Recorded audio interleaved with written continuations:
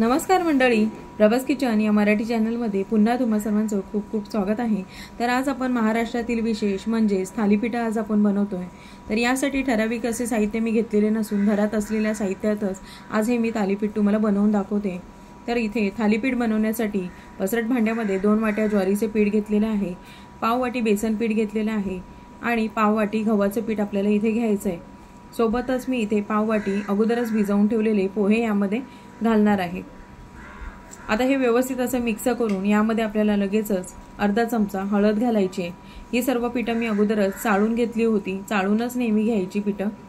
आता अर्धा चमचा हळद घालून झाली आहे तर यामध्ये आपण 2 चमचे तीळ घालूयात। पांढरे तीळ आपल्याला इथे घालायचे।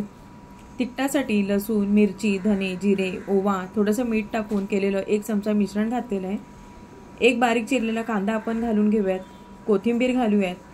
आता हे सर्व व्यवस्थित आपल्याला मिक्स करून घ्यायचं आहे। यामध्ये चवीनुसार मीठ आपण घालूयात। थोडंसं आपल्याला इथे लाल तिखट सुद्धा घालायचं आहे, तुम्ही तुमच्या तिखटानुसार कमी जास्त करायचं आहे। तुम्हाला जर ही थालीपीठ आणखीन पौष्टिक करायची असतील तर त्यामध्ये एखादी घरात असलेली पालेभाजी तुम्ही स्वच्छ धुवून ती चिरून यामध्ये घालू शकता। तर मी सांगितल्याप्रमाणे यामध्ये तिखटानुसार मी थोडंसं लाल तिखट इथे वाढवून घेतलेलं आहे। आता लागेल तसं पाणी घालून आपण हे व्यवस्थित असं मळून घेऊयात। लक्षात घ्या, हे पीठ खूप घट्ट किंवा सैल नसावं। तर इथे आपलं पाणी घालून बघू शकता पीठ व्यवस्थित असं मळून झालेलं आहे। बघू शकता इथे मी तुम्हाला दाखवलेलं आहे। आता आपल्याला साधारण पोलपाटावर राहील असं एक कापड घ्यायचं आहे आणि ते व्यवस्थित असं ओलं करून पोलपाटावरती अशा प्रकारे पसरवून घ्यायचं आहे।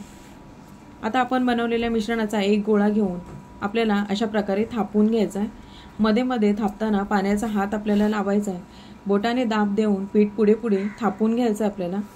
हव्या त्या आकारामध्ये थापून मध्यभागी मी दाखवते त्याप्रमाणे याला असे प्रकारे होल करून घ्यायचे।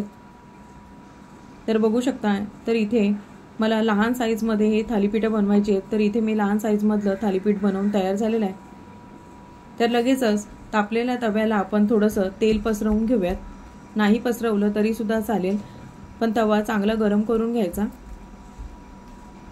आता यावरती आपल्याला थालीपीठ सोडून घ्यायचं आहे। व्हिडिओत दाखवल्याप्रमाणे थालीपीठ आपण आता सोडून घेऊयात आणि यावरचं हळूच असं आपल्याला कापड काढून घ्यायचं आहे। आता जे आपण थालीपीठाला होल केले होते त्यामध्ये चमच्याने अशा प्रकारे आपल्याला तेल यामध्ये सोडून घ्यायचं आहे। बाजूने देखील इथे मी तेल अशा प्रकारे घालून घेतलं आहे आणि आता आपण यावरती 2 मिनिटं झाकण ठेवून मस्त असं हे भाजून घेणार आहोत। इथे 2 मिनिटं झाली आहेत, बघू शकता। आता आपण हे झाकण काढून घेतलेलं आहे। तर खालच्या बाजूने थालीपीठ छान असं खरपूस झालेलं आहे। आता आपण पलटी करून दुसऱ्याही बाजूने थोडंसं तेल सोडून पुन्हा एकदा छान असं खरपूस भाजून घेऊयात। तर या पद्धतीने सर्व थालीपीठे बनवून घेऊयात। गरमागरम थालीपीठावर तुपाची धार सोडून लोणचं किंवा दह्याबरोबर तुम्ही सर्व करू शकता। तर रेसिपी आवडली असेल तर लाईक करा, शेअर करा, तुमच्या प्रतिक्रिया अवश्य मला कळवा। सोबतच नवनवीन रेसिपींसाठी आपल्या चॅनलला सबस्क्राईब करा। तोपर्यंत धन्यवाद।